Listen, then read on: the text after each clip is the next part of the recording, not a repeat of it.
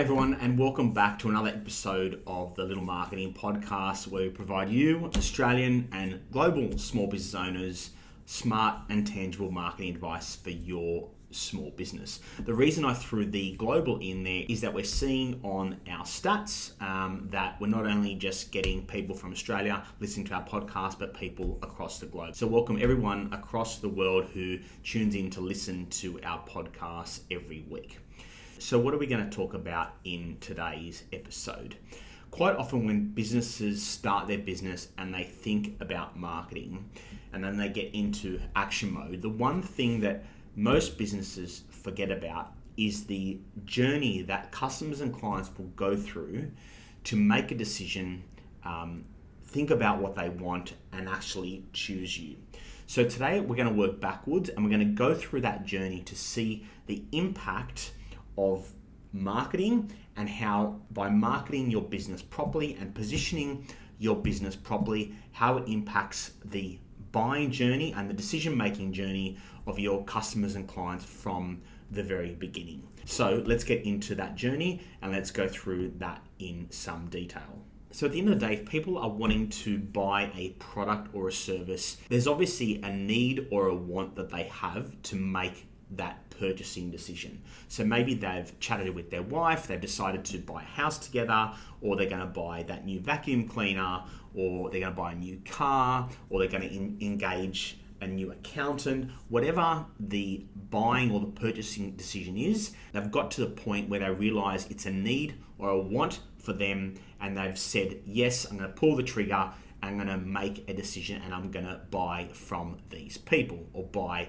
this certain product or service. So if they've gotten to that decision of yes to buying, there's obviously been a prompt to get them there. So maybe it's a conversation, maybe something's happened in their life, in their business, that said, hey, we need to buy this. And as I said, it's either a need, so there's an actual need for it, or in most cases, it's just a want. So they've got, something has prompted them, and put yourself in your customers or clients' shoes, something has prompted you to want to make that decision. So maybe your car keeps breaking down, so you need to buy another car. Maybe your current accountant is terrible, you want to change accountants. Maybe the chair that you're sitting on is broken and you don't want to sit on the floor anymore, you need to buy a new chair. So regardless of the product or service, there's a prompt or a trigger that makes people want to buy something.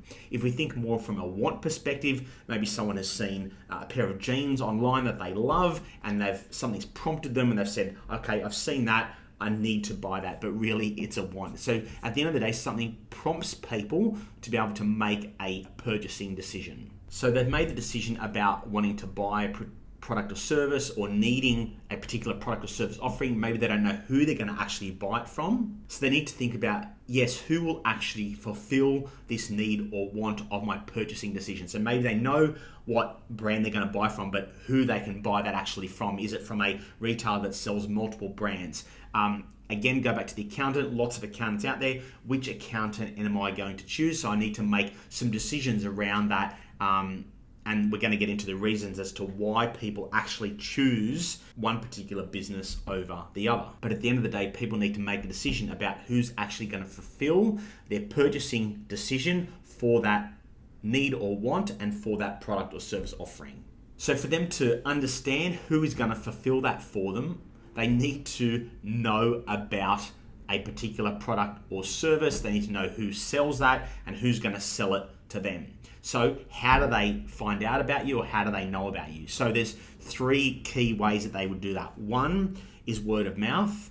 Two, that they've found you. Or three, that they've seen you. So let's go into those three. So if we talk about word of mouth, so someone they know, a family member, a friend, a work colleague, someone that they know has recommended or prompted them about a particular brand or product or service, and they've said, okay, maybe you should buy from here, or maybe you should buy from there. My experience with this brand or this person or this product has been fantastic. You should buy from them, and so it's a recommendation.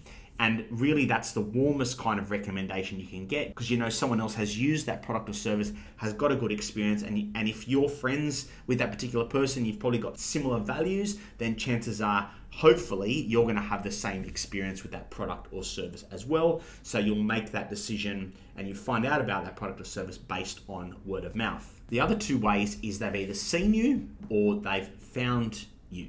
So in both of those cases, clearly they have been communicated or marketed to. So maybe they've seen you on their social media feed. So the only way that they've seen you is if you have actually put your brand and your business out there in some way, shape or form. So if you haven't marketed and you haven't put your brand or your business out there, then that eliminates one way for people to have come across you. So that shows, in that small example, shows that marketing is key. So the third way that they will know about you is if they have found you. So what does that mean? It means they have actually searched for you. So maybe they've searched for you on a social media platform. Maybe they've searched for you on Google.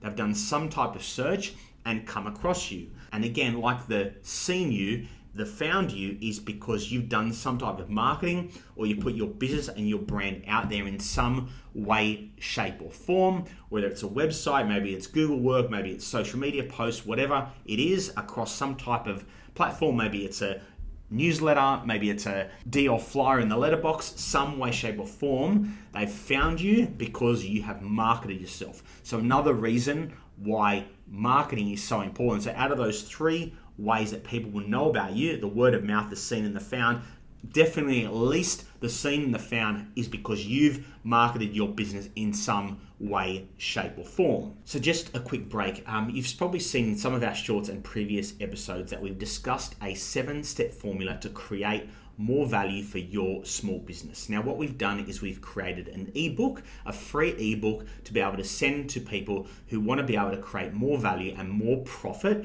in their business. And remember, at the end of the day, the reason you've started your business is ultimately to create profit. You may not say that outwardly, but at the end of the day, the reason you've done it is to make money, to give your business, your life, choices, and be able to have some flexibility around what you want to do in your life. So if you'd like a copy of our free ebook, here it is here. Send an email to ask@littlemarketing.com.au. That's ask, A-S-K, @littlemarketing.com.au.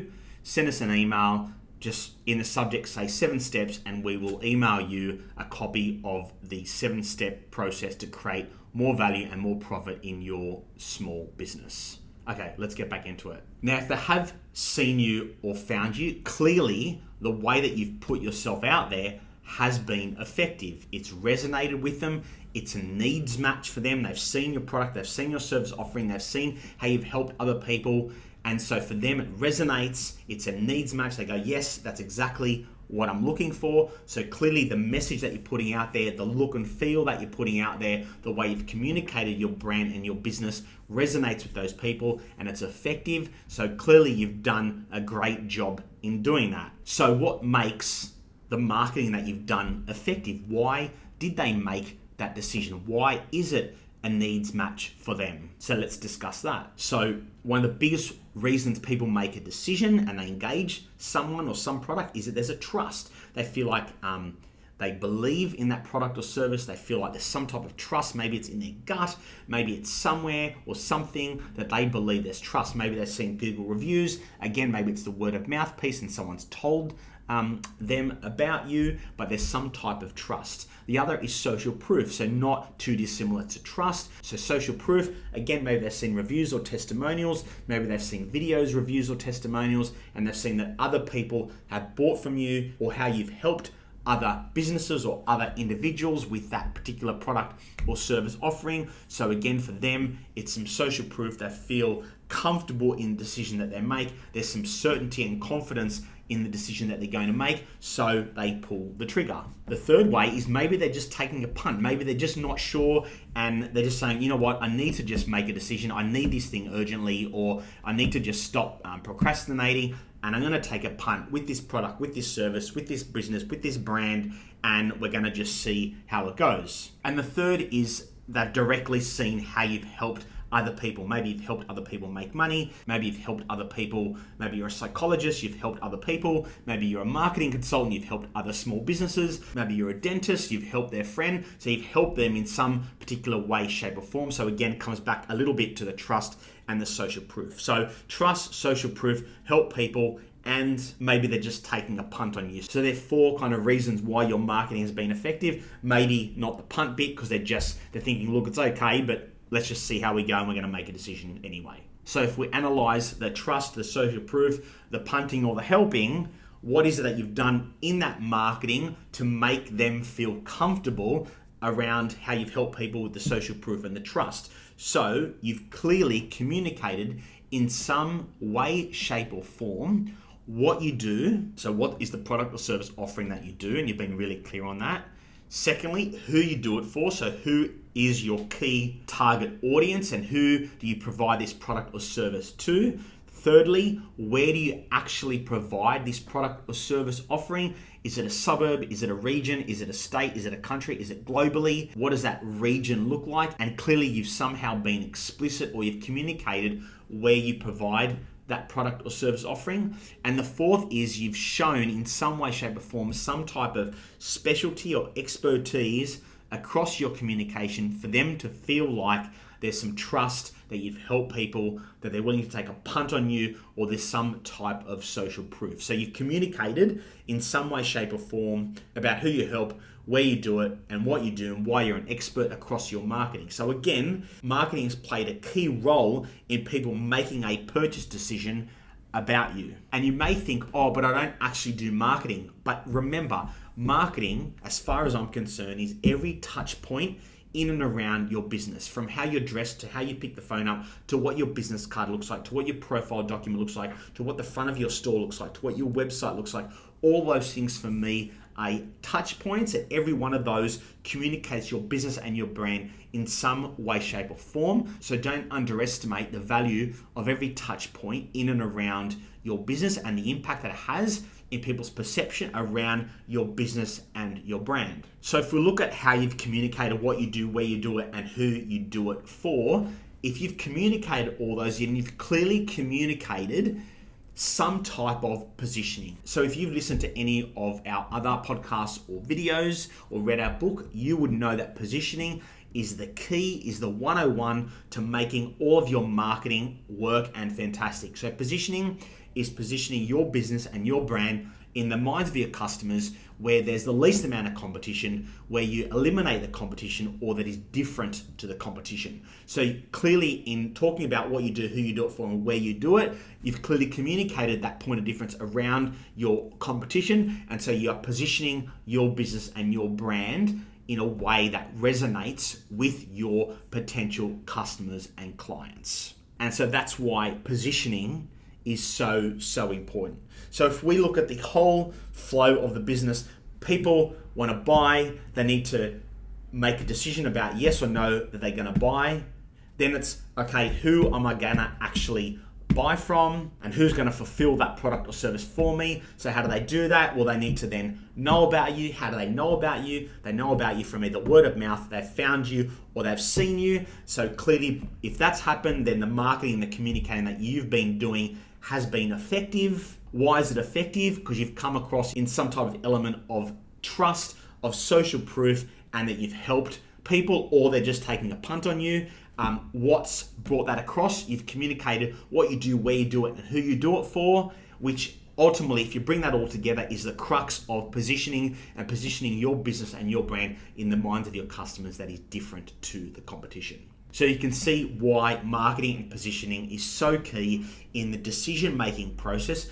Don't lose sight of how people make decisions and the importance of marketing. Without the positioning and communicating what you do, where you do it, and who you do it for, chances are you wouldn't then communicate the social proof, how you've helped people, and the trust. Then that means your marketing wouldn't have been effective. Then they wouldn't know about you. They wouldn't have seen you, found you, or have been told about you by other people. And so they would never have found you.